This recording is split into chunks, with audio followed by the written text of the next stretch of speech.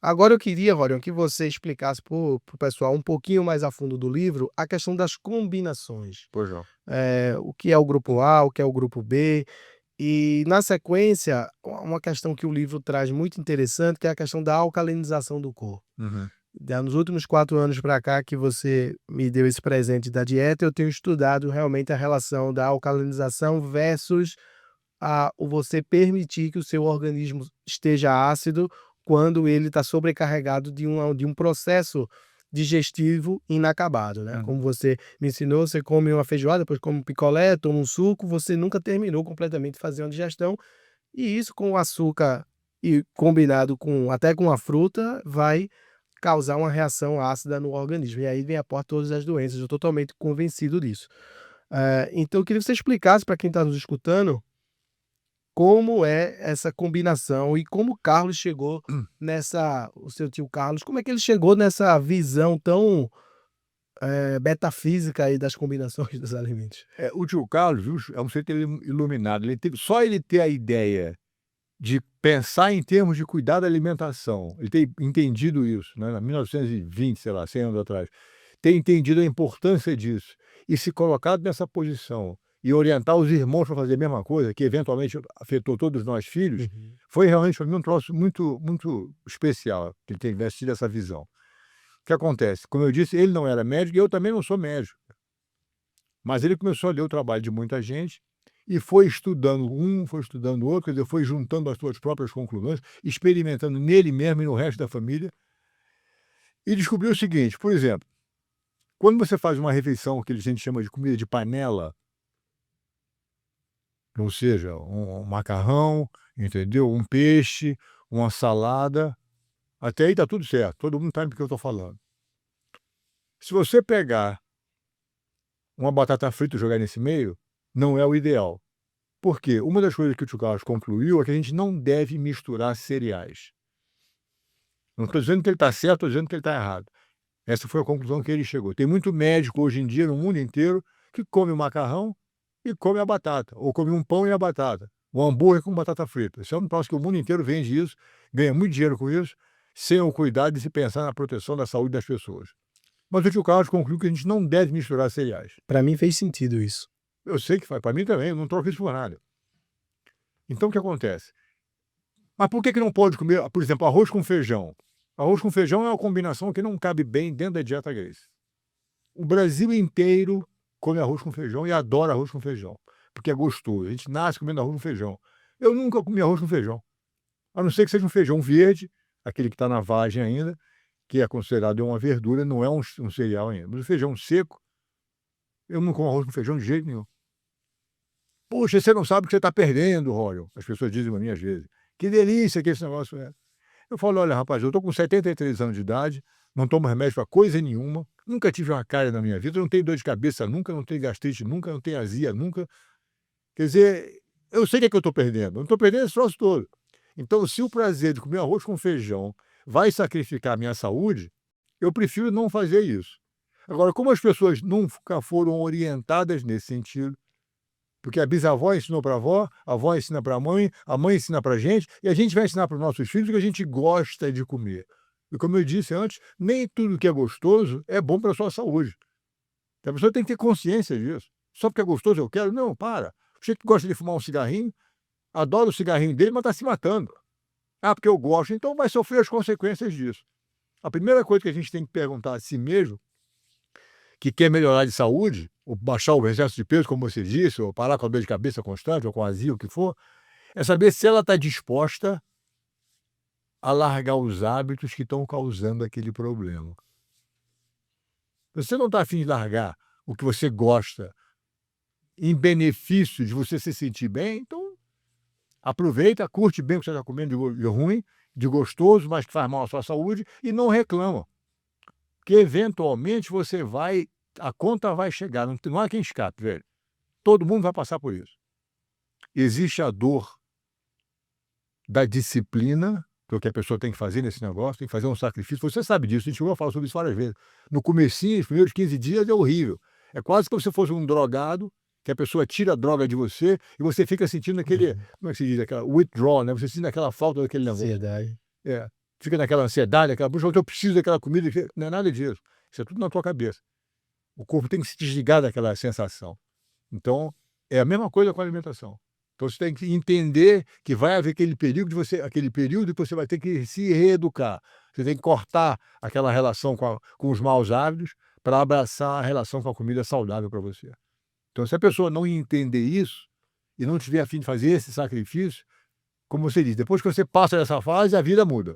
Você vai dizer, puxa vida, eu estava completamente no caminho errado, agora eu estou vendo diferente a situação. E, infelizmente, às vezes, ou a pessoa chega numa idade, como eu disse, de 50 anos, então ele começa a sentir que o corpo não se recupera tão bem, é hora de acordar.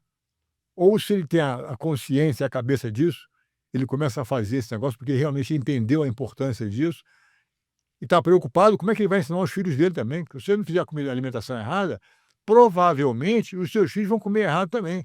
Vão aprender com você. A criança aprende ali com o pai ou a mãe, o que for, como é que tem que fazer a alimentação deles. Exemplo não é a melhor maneira de educar ninguém, é a única maneira de educar. Eu não posso dizer para o meu filho para não tomar Coca-Cola se eu estou tomando Coca-Cola. Isso é uma hipocrisia danada, entendeu? Não fumo se eu estou fumando, quer dizer, eu tenho que viver aquilo. Aliás, tem uma história aqui interessante, quando meu pai era muito garoto, viu? Tinha 13 anos de idade, ele foi numa pescaria com os amigos, e ele, o garoto mais novo do barco era ele, o Hélio Gracie. Alguém, um daquela rapaziada no barco, alguém abriu uma garrafa de cachaça, todo mundo bebendo cachaça, a garotada toda, e o papai provou a cachaça e gostou, claro. Com aquele pirequinho de cachaça, 13 anos de idade, falou, pô, tô feliz da vida aqui. Quando ele chegou em casa, ele falou pro tio Carlos, que na época já era um irmão mais velho para ele, era o orientador desse, era quase que o segundo pai para meu pai, viu? Ele sempre foi muito grato ao tio Carlos por causa disso. O Carlos foi o cara que orientou ele na opção de coisa. Ele chegou em casa, o tio Carlos, com 11 anos mais velho, já com 24 anos, falou, puxa, Carlos, achei a minha bebida, é a cachaça. Vai ser essa que eu gostei, diz ele. O tio Carlos virou para ele e falou, Hélio, não beba não, porque você nunca vai achar nada de bom no fundo de uma garrafa.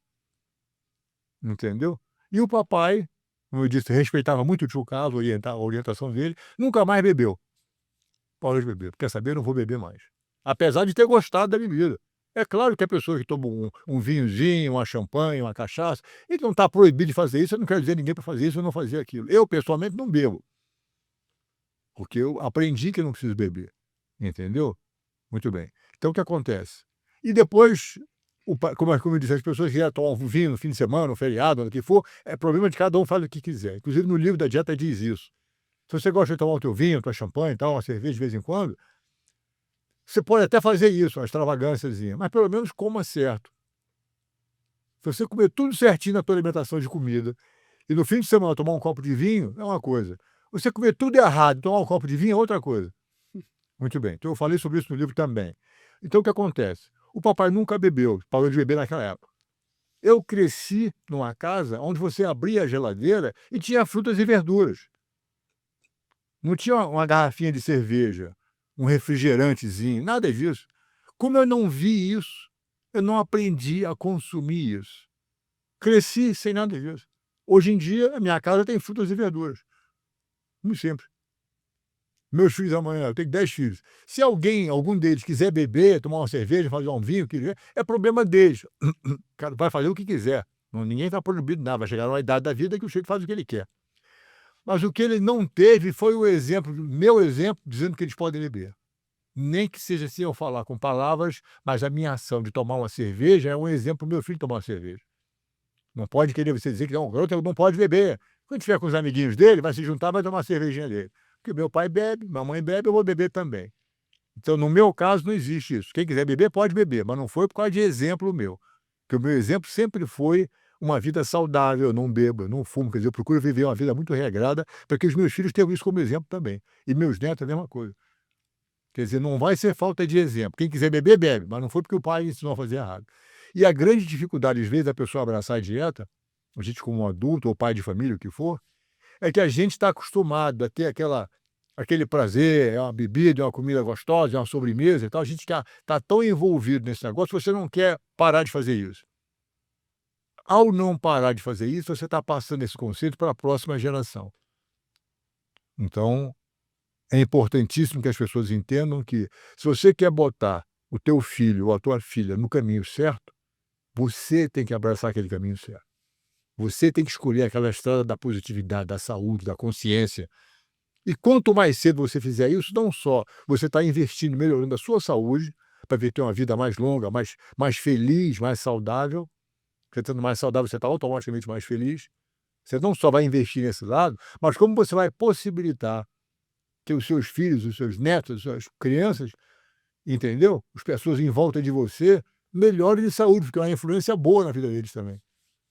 Então é fundamental que a gente tenha esse cuidado, pensando já nas próximas gerações, para dar o exemplo da maneira correta, entendeu? Maravilha.